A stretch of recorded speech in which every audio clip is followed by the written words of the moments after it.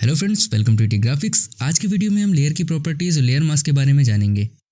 Friends, Photoshop में layer का बहुत ही बड़ा रोल है और बिगिनर्स के लिए क्लास बहुत ही ज़्यादा इंपॉर्टेंट होने वाली है। इस वीडियो में हम एक नहीं, दो नहीं, बल्कि बहुत सारी लेयर्स की प्रॉपर्टीज के बारे में सीखने वाले हैं, तो वीडियो के एंड तक बने रहें।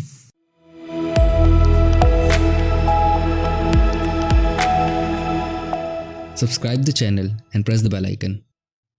तो फ्रेंड्स, सबसे पहले तो ये डिस्कस कर लेते हैं कि क्यों लेयर्स हैं सबसे ज़रूरी।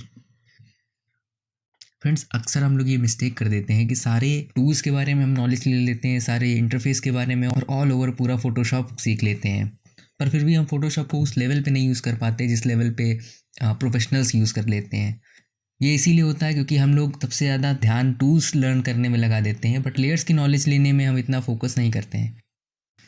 इमेजिन कीजिए, अगर आपको रियल लाइफ में कोई पेपर पे एक आर्ट करने को कहा गया, आपसे कहा गया कि सीनरी बनाइए जिसमें अलग अलग एलिमेंट्स हो, बहुत सारे।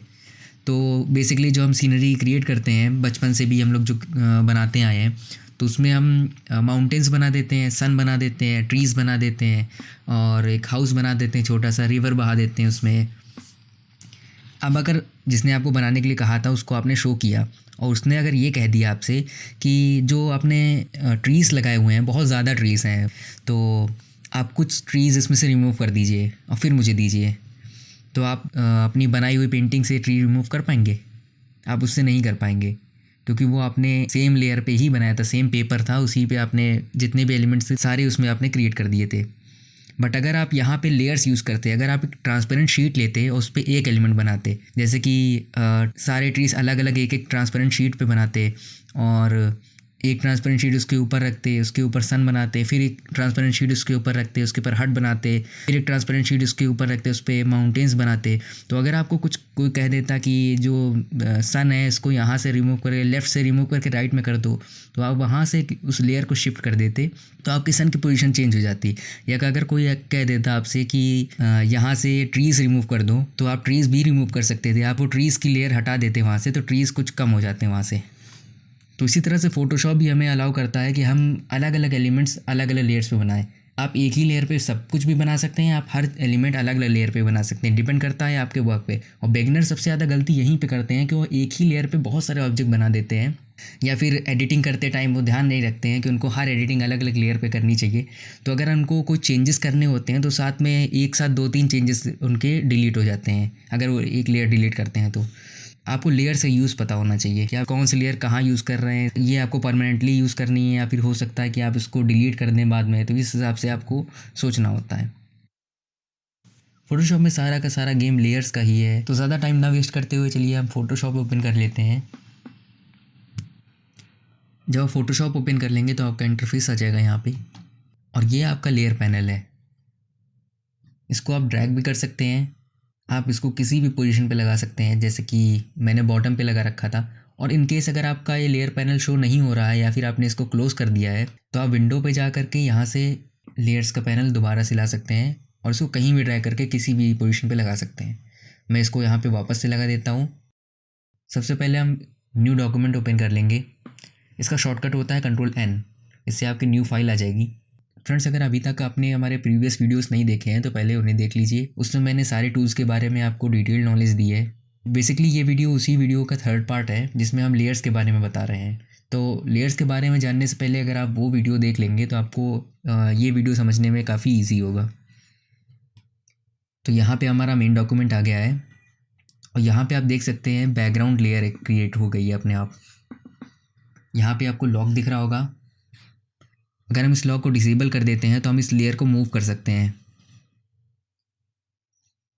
तो हम इसको वापस डिज़ायर पोजीशन पर लगा देते हैं और वापस इसका लॉक इनेबल कर लेते हैं जिससे ये मूव ना हो।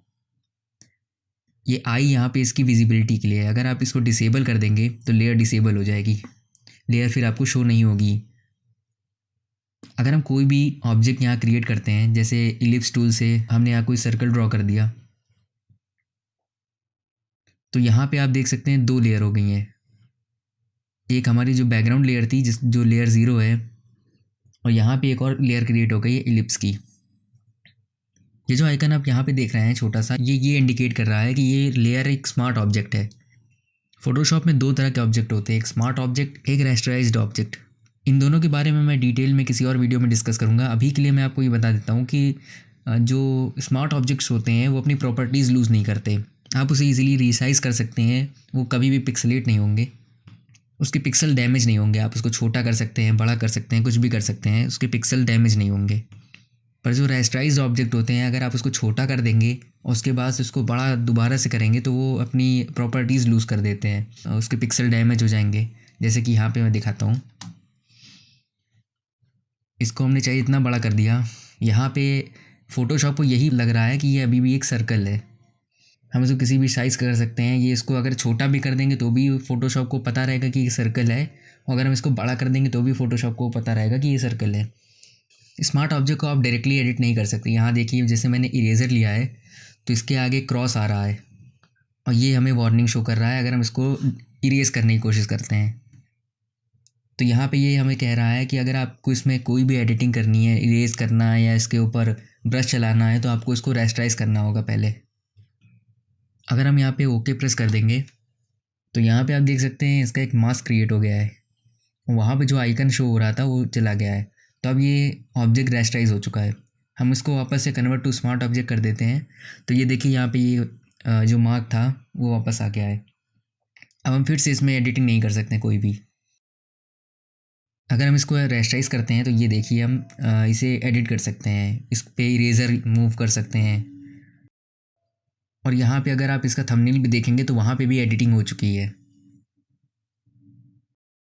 तो अगर आप इसको कंट्रोल टी प्रेस करके ट्रांसफॉर्म कर देंगे, छोटा कर देंगे इसको, और एंटर प्रेस करके उसको दोबारा से बड़ा करने की कोशिश करेंगे तो ये देखिए इसके पिक्सल्स डैमेज हो जाएंगे। हम इस लेयर को डिलीट कर देते हैं। अब फ्रेंड्स हम यहाँ पे 2-3 ऑब्जेक्ट क्रिएट कर लेते हैं, ये दिखाने के लिए कि आपको अगर आप जितने भी ऑब्जेक्ट क्रिएट करेंगे उसकी अलग अलग लेयर क्रिएट होती जाती हैं।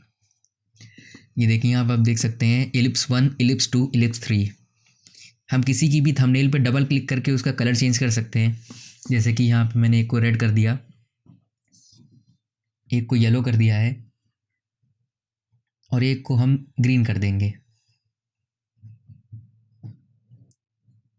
अगर हम इनको एक के ऊपर एक ऐसे ले आते हैं तो आप देख सकते हैं ग्रीन लेयर अपने आप ही पीछे हो गई है, उसके ऊपर येलो लेयर है और उसके ऊपर रेड है।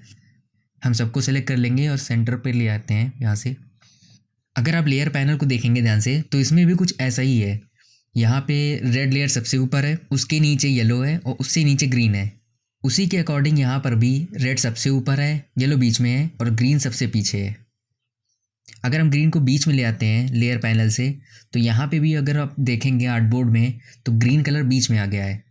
और अगर हम रेड को सबसे नीचे ड्रैग कर देते हैं लेयर पैनल पे तो ये आर्टबोर्ड में भी सबसे पीछे चला जाएगा। तो इससे हमें ये पता चलता है कि अगर जो लेयर ऊपर रहेगी आर्टबोर्ड में वो लेयर आगे रहेगी, और लेयर पैनल पे जो लेयर सबसे नीचे रहेगी वो आर्टबोर्ड में सबसे पीछे रहेगी। तो फ्रेंड्स हम यहाँ से सारे एलिमेंट्स डिलीट कर देंगे, उस पर क्लिक करके डिलीट बटन प्रेस करके सारे एलिमेंट डिलीट हो जाएंगे। अब मैं आपसे डिस्कस करता हूँ कि बिगनर्स कहाँ पे मिस्टेक कर देते हैं। अगर हमने ये इलिप्स बनाया है तो ये लेयर हमारी ऑटोमेटिकली सिलेक्ट हो जाएगी, और हमने उसको बिना डिसेलेक्ट किए यहाँ पे दूसरा एलिमेंट बना दिया तो वो दोनों ही एलिमेंट सेम लेयर पे बन जाएंगे। तो यहाँ पे हमने 3 एलिमेंट बना दिए हैं और तीनों एक ही लेयर पे बने हुए हैं। तो अगर हम एक को मूव करेंगे तो ऑटोमेटिकली वो दोनों भी मूव होंगे। अगर मैं यहाँ पे जूम करके आपको दिखाता हूँ तो यहाँ पे देखिए थंबनेल पे भी वो 3 एलिमेंट एक ही लेयर पे शो हो रहे हैं और तीनों स्मार्ट ऑब्जेक्ट हैं। तो यहाँ पे हमें ये ध्यान रखना है कि अगर हम कोई भी ऑब्जेक्ट क्रिएट कर रहे हैं तो अगला ऑब्जेक्ट क्रिएट करने से पहले हम पहले वाली लेयर को डिसेलेक्ट कर लें। हम किसी भी लेयर को रीनेम भी कर सकते हैं। आप उसके नाम पे डबल क्लिक कीजिए और फिर हम उसके नाम को चेंज कर सकते हैं। जैसे कि यहाँ पे मैं बैकग्राउंड कर देता हूँ, क्योंकि इसमें लॉक लगा हुआ है इसलिए हम यहाँ पे ब्रश टूल नहीं यूज़ कर सकते हैं। हम इसमें कोई भी चेंजेस नहीं कर सकते। यहाँ एक बटन आपको शो होगा, न्यू लेयर बटन। यहाँ से आप कोई भी न्यू लेयर क्रिएट कर सकते हैं और ये लेयर ट्रांसपेरेंट होगी इनिशियली। जैसे हमने एग्जाम्पल में डिस्कस किया था कि हम अपने ड्राइंग के ऊपर हमारी जो आर्ट होगी, जो हमारी सीनरी होगी, उसके ऊपर हम एक ट्रांसपेरेंट लेयर लगा सकते हैं, ट्रांसपेरेंट शीट, और उसके ऊपर हम कोई भी जो एलिमेंट बनाएंगे तो वो किसी भी टाइप की उसमें एडिटिंग कर सकते हैं। उसको रिमूव करना हो तो रिमूव कर सकते हैं, उसको डुप्लीकेट भी कर सकते हैं। तो फिर मैं यहाँ से ब्रश टूल से एक ब्रश स्ट्रोक क्रिएट करूँगा। आप किसी भी कलर का ब्रश स्ट्रोक यूज़ कर सकते हैं और इसकी हार्डनेस भी चेंज कर सकते हैं। जिस भी टाइप का आपको स्ट्रोक चलाना हो यहाँ पे आप चला सकते हैं। और ये सारे चेंजेस उसी लेयर पे होंगे जो हमने सेलेक्ट कर रखी है, जो हमने न्यू लेयर क्रिएट की थी उस पर। हमारी जो बैकग्राउंड लेयर है उस पर कोई भी एडिटिंग अभी तक नहीं हुई है। इस लेयर को हम डिलीट भी कर सकते हैं। हमें इस लेयर को डिलीट करने के लिए बस ये करना है कि इसको डिलीट करने के लिए हमें उस लेयर को सिलेक्ट करना है और यहाँ पे डिलीट वाले बटन पे क्लिक कर देना है। फिर हमसे ये कन्फर्मेशन लेगा। यहाँ पे अगर हम यस कर देंगे तो हमारी वो लेयर डिलीट हो जाएगी। तो हम यहाँ पे Ctrl+Z प्रेस करके अपने चेंजेस रिवर्ट कर लेंगे। और यहाँ पे मैं आपको एक दूसरा मेथड भी शो कर देता हूँ जिससे आप लेयर डिलीट कर सकते हैं। आपको सिंपली बस उस लेयर को डिलीट बटन के पास ड्रैग करना है और वो लेयर वहाँ से डिलीट हो जाएगी। नेक्स्ट बटन यहाँ पे हमें ये शो हो रहा है क्रिएट अ न्यू ग्रुप। इस बटन से हम काफ़ी सारे एलिमेंट्स को आपस में ग्रुप कर सकते हैं एक ही फोल्डर पे। मैं आपको शो करके दिखा देता हूँ। तो यहाँ पे हम कुछ एलिप्स क्रिएट कर लेंगे और ध्यान रखेंगे ये सारे एलिमेंट्स अलग अलग लेयर पे क्रिएट हो। फिर उसके बाद हम कुछ रेक्टेंगल्स क्रिएट कर लेंगे। रेक्टेंगल का कलर मैं यहाँ पे येलो कर लूँगा ताकि वो आपस में सर्कल के साथ मैच ना हो जाए।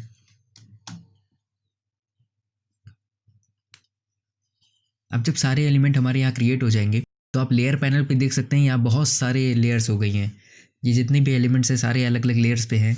तो ऐसे में बहुत ज़्यादा कन्फ्यूज़न हो जाता है कभी कभी, इसलिए हम सिमिलर टाइप ऑफ ऑब्जेक्ट को एक साथ ग्रुप कर लेते हैं।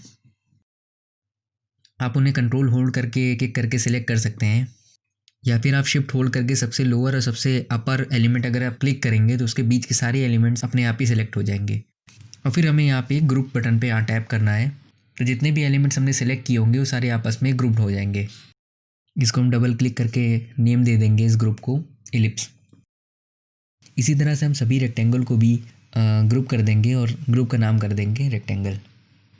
तो यहाँ से हमें दो ग्रुप मिल जाते हैं, रेक्टेंगल और इलिप्स। आप उस ग्रुप को इनेबल और डिसेबल कर सकते हैं जिससे वो सारे एलिमेंट्स इनेबल डिसेबल हो जाएंगे एक साथ में ही। ये देखिए फ्रेंड्स, और यहाँ पे आपको छोटा सा एरो दिखेगा। इस एरो को अगर आप ओपन करेंगे तो उस ग्रुप के सारे एलिमेंट्स आपको शो हो जाएंगे। अगर आपको उस ग्रुप का काम ना हो तो आप उसको बंद कर सकते हैं, दूसरा ग्रुप ओपन कर सकते हैं, उसको एडिट कर सकते हैं और उसको अभी जब यूज़ हो जाए तो आप उसको उस तरह से बंद कर सकते हैं। फ्रेंड्स, फ़ोटो एडिटिंग हो या graphic designing, neat and clean work बहुत ज़रूरी होता है। अगर आपको लगे कि आप कुछ एलिमेंट्स को ग्रुप कर सकते हैं आपस में जो सेम ट्रेड के हों, तो ऐसे में हमें भी ईजी रहता है वो चीज़ सर्च करने में। और अगर हम किसी को अपना डॉक्यूमेंट भी दें तो सामने वाला भी हमारे वर्क को ईजिली अंडरस्टैंड कर सकता है, ईजिली समझ सकता है कि हमने यहाँ पे ये क्यों किया है, या उसको भी बहुत ही ईजी रहेगा। तो इसीलिए फ्रेंड्स, फ़ोटोशॉप यूज़ करते टाइम ग्रुपिंग बहुत ही इंपॉर्टेंट होती है। नेक्स्ट यहाँ पे उसके बगल में बटन दिया हुआ है एडजस्टमेंट लेयर का। यहाँ से हम कोई भी एडजस्टमेंट लेयर क्रिएट कर सकते हैं। फ्रेंड्स, एडजस्टमेंट लेयर बहुत ही ज़्यादा इंपॉर्टेंट होती है। अगर आप फ़ोटो एडिटर हैं तो ये बहुत ही ज़्यादा यूज़फुल होती है। यहाँ पे आपको बहुत सारे ऑप्शन मिल जाएंगे एडजस्टमेंट लेयर के, जैसे कि solid colour, levels, exposure, colour balance etcetera. अगर आप यहाँ पे सॉलिड कलर चूज़ कर लेते हैं तो यहाँ पे आप देख सकते हैं एक कलर की लेयर आ गई है ऊपर। कोई भी आप कलर रख सकते हैं। और इसके बगल में यहाँ पे एक मास्क दिया हुआ है वाइट कलर का। ये मास्क ये शो करता है कि जितना भी पोर्शन वाइट होता है तो आपकी जो भी एडजस्टमेंट लेयर होगी, जितना पोर्शन मास्क में वाइट है उतने पोर्शन पे ही आपकी एडजस्टमेंट लेयर विजिबल होगी। और यहाँ पे लिंक का बटन दिया हुआ है। लिंक का बटन यानी कि आपका जो मास्क है वो आपकी एडजस्टमेंट लेयर है, आपस में लिंक है। आप जो भी चेंजेस मास्क में करेंगे, अगर आप मास्क को मूव करेंगे तो आपकी लेयर मूव होगी, अगर आप अपनी लेयर मूव करेंगे तो आपका मास्क भी मूव हो जाएगा। अगर आपने मेन लेयर को सिलेक्ट किया हुआ है तो यहाँ पे आप देख सकते हैं आपको रेड और वाइट कलर शो हो रहा है। रेड कलर यानी कि आपको जो फोरग्राउंड कलर है, और वाइट आपका एडिशनल बैकग्राउंड कलर। अगर आप मास्क को सिलेक्ट कर देंगे तो यहाँ पे आपका फोरग्राउंड कलर ऑटोमेटिकली ब्लैक हो जाएगा और आपका बैकग्राउंड कलर वाइट रहेगा। मास्क पे वर्क करते टाइम आपको सिर्फ दो ही कलर मिलेंगे, ब्लैक और वाइट। अगर आप जितने भी पोर्शन पे आप मास्क में ब्लैक कलर का स्ट्रोक बनाएंगे तो वहाँ पे आपकी जो मेन लेयर होगी वहाँ पे डिसेबल हो जाएगी, वहाँ से डिसअपीयर हो जाएगी। और आपके मास्क के जितने भी पोर्शन पे वाइट कलर रहेगा वहाँ पे वो लेयर, एडजस्टमेंट लेयर अपीयर होगी। अगर मैं ब्रश टूल लेता हूँ और यहाँ पे हमारी मेन लेयर सिलेक्टेड है तो हम मेन लेयर पे कोई भी एडिटिंग नहीं कर सकते, कोई भी ब्रश स्ट्रोक नहीं मूव कर सकते। बट अगर हम मास्क पे सिलेक्ट करते हैं तो यहाँ पे हम एडिटिंग कर सकते हैं। हम मास्क में ब्रश मूव कर सकते हैं और जितने भी पोर्शन पे हम ब्लैक कलर मूव करेंगे मास्क के, जो आपकी मेन लेयर होगी वहाँ से डिसेबल हो जाएगी उतने पोर्शन पे। ये देखिए फ्रेंड्स, आप मास्क में देख सकते हैं कि वाइट मास्क में जितना भी पोर्शन हमने ब्लैक किया हुआ है वहाँ पे वो लेयर डिसेबल हो गई है। हालांकि आपकी जो मेन लेयर है, जो अभी वहाँ पे रेड कलर की लेयर है, वो वहाँ से गई नहीं है, वो वहाँ पे है, बस हमें वहाँ पे दिख नहीं रही है। मास्क हमें ये फीचर देता है कि जो भी हमारी मेन लेयर है आप उसको बिना एडिट किए, बिना डिलीट किए वहाँ से डिसअपीयर कर सकते हैं। जैसे हमारा कोई भी स्मार्ट ऑब्जेक्ट है या फिर कोई भी ऐसी लेयर है जिसको आप रेस्टाइज नहीं करना चाहते हैं, बट फिर भी आपको उसको डिलीट करना है कुछ पोर्शन, या फिर आपको उस पर कोई एडिटिंग करनी है, कोई पोर्शन आपको रिमूव करना है। जैसे आपने सर्कल क्रिएट किया, आप नहीं चाहते आप उस सर्कल को रेस्टाइज करें और आपको उस सर्कल को बीच से काटना भी है, तो आप इस तरह से मास्क यूज़ कर सकते हैं और जितने पोर्शन पर आप ब्लैक कलर मूव करेंगे उतना पोर्शन जो मेन लेयर होगी वहाँ से डिसअपीयर हो जाएगा। और यहाँ पे जाके अगर आप मास्क को डिसेबल कर देते हैं तो आप देख सकते हैं हमारी जो मेन लेयर थी वो वैसी की वैसी ही है, उसमें कोई भी चेंजेस नहीं आए हैं, बस उसके ऊपर एक मास्क क्रिएट हो रहा था जिसकी वजह से हमें वो अपीयर और डिसअपीयर हो रही थी। यहाँ पे आपको और भी ऑप्शन मिल जाएंगे, enable layer mask, delete layer mask, add mask, subtract mask, etcetera. बाकी की एडजस्टमेंट लेयर शो करने के लिए मैं यहाँ पे एक इमेज ओपन कर लेता हूँ और यहाँ पे हमारा इमेज का जो बैकग्राउंड था वो हमारी इमेज है। मैं यहाँ पे इसके ऊपर एक सॉलिड कलर ले लेता हूँ, इसको रेड कलर का कर देता हूँ। और यहाँ पे आप देख सकते हैं ये ब्लेंडिंग ऑप्शंस होते हैं। यहाँ पे हम कोई भी ऑप्शन सेलेक्ट करके ऊपर वाली लेयर को नीचे वाली लेयर से ब्लेंड कर सकते हैं। जैसे कि यहाँ पे अगर हम मल्टीप्लाई सेलेक्ट कर लेते हैं तो हमारी सॉलिड कलर की एडजस्टमेंट लेयर थी वो हमारी नीचे वाली लेयर के साथ मल्टीप्लाई हो गई है। यहाँ पे और भी ऑप्शंस हैं ब्लेंडिंग के, आपको जो भी ऑप्शन यहाँ पे समझ में आए आप उसको लगा सकते हैं। जैसे कि मुझे ये ऑप्शन सही लग रहा है। यहाँ पे अगर हम इसके थंबनेल पे डबल टैप करें तो हम इसका कलर चेंज कर सकते हैं। मैंने यहाँ पे ब्लू कर दिया है और वापस से हम ब्लैक कलर का ब्रश ले लेंगे, मास्क को सेलेक्ट कर लेंगे और इमेज के जितने भी पोर्शन पे हम वो ब्लैक कलर का ब्रश मूव करेंगे, हमारी जो ब्लू कलर की मेन लेयर है उस पोर्शन पे डिसेबल हो जाएगी। यहाँ पे मैं इसका कलर चेंज कर देता हूँ, आपको इजीली विजिबल हो जाएगा। मैं इसको रेड कर देता हूँ वापस से। हमने मास्क सेलेक्ट कर लिया और जितने भी पोर्शन पे हम ब्लैक कलर मूव कर रहे हैं उतना पोर्शन हमारा डिसअपीयर हो रहा है। आप अपने मास्क के कलर को इन्वर्ट भी कर सकते हैं जिससे कि आपका जो पोर्शन अपीयर हो रहा है वो डिसअपीयर हो जाएगा और जितना डिसअपीयर है वो अपीयर होने लगेगा। उसके लिए हमें बस मास्क में राइट क्लिक करना है और इन्वर्ट पे जाना है। इसका शॉर्टकट भी होता है Ctrl+I। यहाँ से हम लेयर डिलीट कर देंगे। नेक्स्ट लेयर हम यहाँ पे क्रिएट करेंगे ब्राइटनेस लेयर। इस लेयर की हेल्प से हम ब्राइटनेस और कंट्रास्ट को चेंज कर सकते हैं। अगर हम इसे डिसेबल करते हैं तो यहाँ पे आपको चेंजेस देखने को मिलेंगे। हमने यहाँ एक लेयर ऐड करके ब्राइटनेस कम कर दी है क्योंकि हमारी इमेज में ऑलरेडी बहुत ज़्यादा ब्राइटनेस थी, तो ब्राइटनेस शो करने के लिए, ब्राइटनेस एंड कंट्रास्ट शो करने के लिए मैंने यहाँ पे जो मास्टर ब्राइटनेस है वो कम कर दी है और जितने पोर्शन पे हम ब्लैक कलर मूव कर रहे हैं उतने पोर्शन पे जो हमारी ओरिजिनल ब्राइटनेस थी जो पहले से ही इमेज में थी वो शो होने लगी है। मैं यहाँ पे रफली करके दिखा देता हूँ आपको। आप जितना स्मूथ वर्क करेंगे, जितना ही फाइन वर्क करेंगे, आपकी इमेज उतनी ही ज़्यादा अच्छी लगेगी। तो अभी मैं आपको सिखाने के लिए ऐसे ही रफली ब्रश मूव कर रहा हूँ। जब आप इसको ट्राई करें तो बहुत ही ज़्यादा बारीकी से करें जिससे कि आपका जो आर्ट वर्क होगा वो बहुत ही ज़्यादा निखर के आएगा। इस लेयर को भी यहाँ से डिलीट कर देते हैं। नेक्स्ट लेयर यहाँ पे ऐड करते हैं हम। यहाँ पे हम थ्रेशोल्ड ऐड करते हैं। फ्रेंड्स, थ्रेशोल्ड ये करता है कि जितना भी पोर्शन हमारा डार्क होता है उसको प्योर ब्लैक कर देता है और जितना भी पोर्शन हमारा लाइटर होता है उसको प्योर वाइट कर देता है। तो आपकी इमेज कुछ इस तरह की हो जाती है। यहाँ पे अगर आप मेन लेयर पे क्लिक करेंगे तो आपको थ्रेशोल्ड की प्रॉपर्टीज़ मिल जाएंगी। अगर आप थ्रेशोल्ड पे क्लिक करेंगे तो प्रॉपर्टीज़ पैनल पे थ्रेशोल्ड की प्रॉपर्टी आएगी। इसकी इंटेंसिटी आप डिक्रीज़ या इंक्रीज़ कर सकते हैं। अगर आप डिक्रीज़ कर देंगे तो कुछ इस तरह हो जाएगा ऐसे, और इंक्रीज़ करने पे ये बहुत ज़्यादा डार्क हो जाएगा। तो आपको अपनी इमेज के हिसाब से इसको एडजस्ट कर लेना है। यहाँ पे अगर हम मास्क पे क्लिक करते हैं तो वैसे ही आप ब्लैक और वाइट कलर मूव करके इसमें भी एडिटिंग कर सकते हैं। जितने पोर्शन पे आप ब्लैक कलर मूव करेंगे उतने पोर्शन से थ्रेशोल्ड डिसअपियर हो जाएगा, और इसी का इन्वर्स अगर आप जितने भी पोर्शन पे वाइट कलर मूव करेंगे तो हमारा थ्रेशोल्ड अपीयर होने लगेगा उतने पे। और ठीक इसी तरह हमारी यहाँ पे मास्क की भी प्रॉपर्टीज़ होती हैं। अगर आप मास्क को सेलेक्ट कर लेंगे तो प्रॉपर्टीज़ पैनल पे जो प्रॉपर्टीज़ आएंगी वो मास्क की प्रॉपर्टी होंगी। अगर आपको प्रॉपर्टी पैनल नहीं शो हो रहा है तो यहाँ पे आप विंडो पे जाके प्रॉपर्टी पैनल को इनेबल कर सकते हैं और इसे किसी भी डिज़ायर पोजीशन पे लगा सकते हैं। यहाँ पे हमने मास्क सिलेक्ट कर रखा है। इसकी डेंसिटी आप इंक्रीज़ या डिक्रीज़ कर सकते हैं मास्क की, और यहाँ पे क्लिक करने पे थ्रेशोल्ड की प्रॉपर्टी आ जाएगी। इसको भी आप चेंज कर सकते हैं यहाँ से। तो जिस भी टाइप का आपका आर्टवर्क हो, जिस भी टाइप की आपको इमेज बनानी हो, उस हिसाब से आप इसको इन सेटिंग्स को अप्लाई कर सकते हैं। आप यहाँ से अपनी इमेज को पोस्टराइज भी कर सकते हैं, उसकी सेटिंग्स हैं।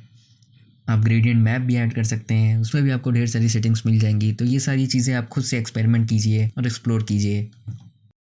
अब फ्रेंड्स, मास्क की हेल्प से हम किसी भी ऑब्जेक्ट में मास्क क्रिएट कर सकते हैं। जो हमारी एडजस्टमेंट लेयर थी उसमें ऑटोमेटिकली मास्क क्रिएटेड होकर आता था।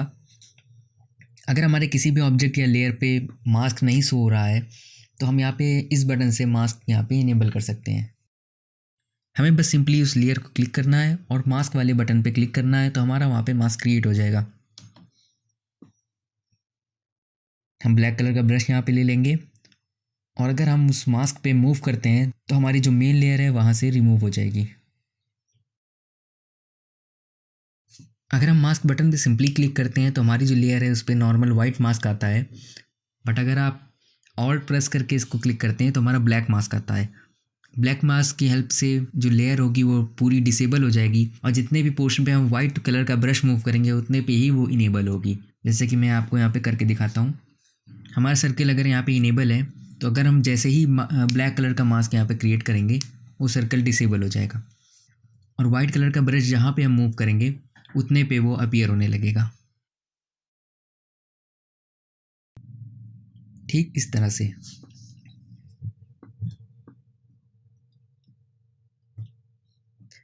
मास्क के फीचर्स डिटेल में बताने के लिए मैं यहाँ पे दूसरी इमेज ओपन कर लूँगा।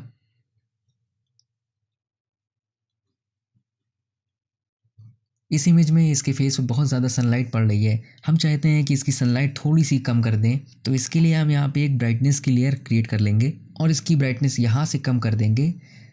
हमें बस सनलाइट वाले पोर्शन पे नोटिस करना है और ब्राइटनेस का मीटर डाउन कर देना है। जितनी भी सनलाइट हमें ठीक लगेगी उतने पे हम मीटर रख के उसे ओके कर देंगे। अगर बाकी पोर्शन हमारा डार्क भी हो रहा है तो भी हम इतना नोटिस नहीं करेंगे, हमें सिर्फ उस सनलाइट वाली एरिया पे नोटिस करना है। यहाँ पे आप इनेबल और डिसेबल करके देख सकते हैं आई बटन से कि बिफोर एंड आफ्टर हमारी इमेज कैसी लग रही है। और बस हम सिंपली यहाँ पे ब्लैक कलर का मास्क क्रिएट कर देंगे उस लेयर पे। ब्लैक मास्क की हेल्प से हमारी पूरी लेयर डिसेबल हो जाएगी और जितने पर भी हम वाइट स्ट्रोक मूव करेंगे उतना पोर्शन ही सिर्फ हमें विजिबल होगा। तो अगर हम इसके सनलाइट वाले पोर्शन पे वाइट ब्रश मूव करेंगे तो आप देख सकते हैं यहाँ पे इसकी ब्राइटनेस कम हो गई है, थोड़ा सा ये रीटच हो गया है। आप ब्राइटनेस यहाँ से बढ़ा सकते हैं, कम कर सकते हैं, तो उतने ही पोर्शन पे आपके चेंजेस अपीयर होंगे जितनी आपकी लेयर इनेबल है। अगर आप इसको डिसेबल करके देखेंगे तो आपको चेंजेस दिखेंगे, बहुत माइन्यूट चेंजेस हैं। तो इस तरह से आप अपनी इमेजेस को एडिट कर सकते हैं, रीटच कर सकते हैं थोड़े बहुत माइन्यूट चेंजेस से। यहाँ पे नेक्स्ट फीचर हमारे इफेक्ट्स हैं। आप किसी भी लेयर पे इफेक्ट्स डाल सकते हैं। मैं यहाँ पे कोई इमेज ओपन कर लेता हूँ और यहाँ से मैं प्लेस एम्बेडेड पे जाके दूसरी इमेज ओपन कर लेता हूँ। फ्रेंड्स, प्लेस एम्बेडेड और ओपन में ये फ़र्क होता है कि अगर आप डॉक्यूमेंट ओपन करेंगे तो वो न्यू टैब में चला जाएगा, और अगर आप प्लेस एम्बेडेड करेंगे तो आपका जो जिस डॉक्यूमेंट में आप करंटली वर्क कर रहे होंगे उस पर ही वो जो भी आप ऑब्जेक्ट ओपन करेंगे वो उसके ऊपर ही एम्बेड हो जाएगा। जैसे कि यहाँ पे मैंने इमेजेस में प्लेस एम्बेडेड किया है तो ये इमेजेस इसी डॉक्यूमेंट के अंदर आ गई हैं, इसी डॉक्यूमेंट के ऊपर आ गई हैं। इनकेस अगर हम ओपन पे जाते हैं तो ये अलग टैब पे ओपन हो जाती हैं। इफेक्ट्स लगाने के लिए हमें सिंपली उस लेयर को सिलेक्ट करना है और इफेक्ट वाले बटन पे टैप करना है। यहाँ पे हमें बहुत सारे ऑप्शन मिल जाएंगे, जैसे कि हमने ड्रॉप शेडो का ऑप्शन पिक किया। यहाँ पे कुछ मीटर्स हैं जिसको आप अपनी जितनी भी आपको शेडो चाहिए या जो भी आपको एडिटिंग करनी है उसके अकॉर्डिंग आप यहाँ पे सेट कर लेंगे और ओके पर टैप कर देंगे। इसी तरह से हम दूसरी इमेज में भी शेडो ऐड कर देंगे। अगर हम इसको इस तरह से रखेंगे तो आप देख सकते हैं इसको एक 3D सा लुक मिल रहा है। ये देखिए ऐसा लग रहा है फ्रेंड्स कि ये इमेज एक के ऊपर एक है और थोड़ा सा इसमें डिस्टेंस भी है इनके बीच में, शेडो इफेक्ट की वजह से ऐसा लग रहा है। यहाँ पे आपको आई दिख रही होगी, अगर आप आई डिसेबल कर देंगे तो वो इफेक्ट इनेबल और डिसेबल हो जाएगा। आप इसमें पार्टिकुलर वो इफेक्ट भी इनेबल और डिसेबल कर सकते हैं या फिर आप सारे इफेक्ट भी इनेबल और डिसेबल कर सकते हैं। ये जो मास्टर इफेक्ट यहाँ पे लिखा हुआ है, आप यहाँ पे डबल क्लिक करके भी लेयर स्टाइल ओपन कर सकते हैं। यहाँ पे आप जिस भी ऑप्शन पे चेक लगाएंगे या रिमूव करेंगे वो ऑप्शन आपका इनेबल या डिसेबल हो जाएगा। यहाँ पे बहुत सारे ऑप्शन हैं, जैसे कलर ओवरले में आप जाएंगे तो आपका वो जो ऑब्जेक्ट है उस पर कलर ओवरले हो जाएगा। आप उसकी ओपेसिटी भी चेंज कर सकते हैं और उसका ब्लेंड मोड भी। तो जिस तरह का आपका वर्क होगा उस हिसाब से आप इसको यूज़ कर सकते हैं। तो फ्रेंड्स मैं ज़्यादा डिटेल में इसको नहीं बताऊंगा, इसको आप अपने अकॉर्डिंग एक्सप्लोर करना जिस तरह का आपका वर्क हो, क्योंकि अगर आप खुद से एक्सप्लोर करेंगे चीज़ें तो आपको ज़्यादा लर्न होंगी वो चीज़ें और ज़्यादा जल्दी आप उस चीज़ को समझ पाएंगे। यहाँ पे स्ट्रोक पे क्लिक करके हम इस पर स्ट्रोक भी डाल सकते हैं और इसकी ब्रेड्थ इंक्रीज़ और डिक्रीज़ कर सकते हैं स्ट्रोक की। यहाँ पे हमारा है इनर शेडो, जो भी आपको सेटिंग यहाँ पे रखनी हो उस हिसाब से आपकी शेडो आ जाएगी और जो भी आप सेटिंग आप इनेबल कर लें उसको ओके कर देंगे तो आपके चेंजेस सेव हो जाएंगे। अब आज का लास्ट फीचर यहाँ पे आता है लिंकिंग का। फ्रेंड्स कभी कभी ऐसा होता है कि हम कुछ लेयर्स बनाते हैं और हम ये चाहते हैं कि वो जो लेयर्स है वो रहें तो अलग अलग, बट अगर एक को मूव करें तो सारी आपस में लिंक्ड हो, सभी मूव हो आपस में। जैसे यहाँ पे मैं कुछ लेयर क्रिएट कर लेता हूँ, मैंने यहाँ कुछ एलिप्स क्रिएट कर दिए हैं। अब आप देख सकते हैं सारे अलग अलग लेयर पे हैं। मैं इसको आपस में लिंक करके कुछ क्लाउड जैसा शेप बना देता हूँ। तो यहाँ पे आप देख सकते हैं ये अलग अलग एलिप्स हैं बट ये साथ में ऐसे हैं कि ये कुछ क्लाउड जैसा लग रहा है। अब हम यहाँ लिंक लेयर वाले ऑप्शन पे जाएंगे, सारी लेयर सेलेक्ट कर लेंगे और लिंक वाले बटन पे प्रेस कर देंगे। इससे ये होगा कि ये जो सारी लेयर्स हैं ये रहेंगी तो अलग अलग बट आपस में लिंक्ड रहेंगी। अगर हम एक को मूव करेंगे तो उससे जितनी भी लेयर्स लिंक्ड होंगी वो आपस में साथ में मूव होंगी। यहाँ पे हम ये भी कर सकते हैं कि किसी एक लेयर को अगर हमने अनलिंक कर दिया तो वो लेयर पूरा ऑब्जेक्ट से अनलिंक हो जाएगी। यहाँ पे आप देख सकते हैं ये सर्कल अलग हो गया है पूरे शेप से और बाकी आपस में लिंक्ड है अभी भी। तो यहाँ पे लिंकिंग बहुत ज़्यादा यूज़फुल हो जाती है कभी कभी। फॉर एग्जांपल हमने 3-4 टेक्स्ट ले लिए और हम चाहते हैं कि उसकी पोजीशन आसपास ही रहे, तो हम उस सारे टेक्स्ट को लिंक कर देंगे जिससे हम एक को मूव करें तो उसके आसपास वाले सारे मूव हो। तो यहाँ पे लिंकिंग इस तरह से हेल्पफुल हो सकती है हमारे लिए। तो फ्रेंड्स यहाँ से लेयर और मास्क का ट्यूटोरियल कंप्लीट होता है। आने वाली वीडियो में हम ग्रेडियंट के बारे में जानेंगे। अगर आपने अभी तक इस वीडियो के फर्स्ट एंड सेकंड पार्ट नहीं देखे हैं तो उन्हें देख लीजिए, वो आपके लिए बहुत ज़्यादा हेल्पफुल हैं और आपने ऑलमोस्ट फोटोशॉप को कम्प्लीटली समझ लिया है। आगे आने वाली वीडियोस में हम एडवांस लेवल एडिटिंग करेंगे, उसके लिए आपको बहुत सारी प्रैक्टिस की नीड है। प्रैक्टिस कीजिए और सीखते रहिए। वीडियो पसंद आया हो तो उसे लाइक कीजिए, शेयर कीजिए और हमारे यूट्यूब चैनल को सब्सक्राइब कीजिए। मिलते हैं अगली वीडियो में। Thank you.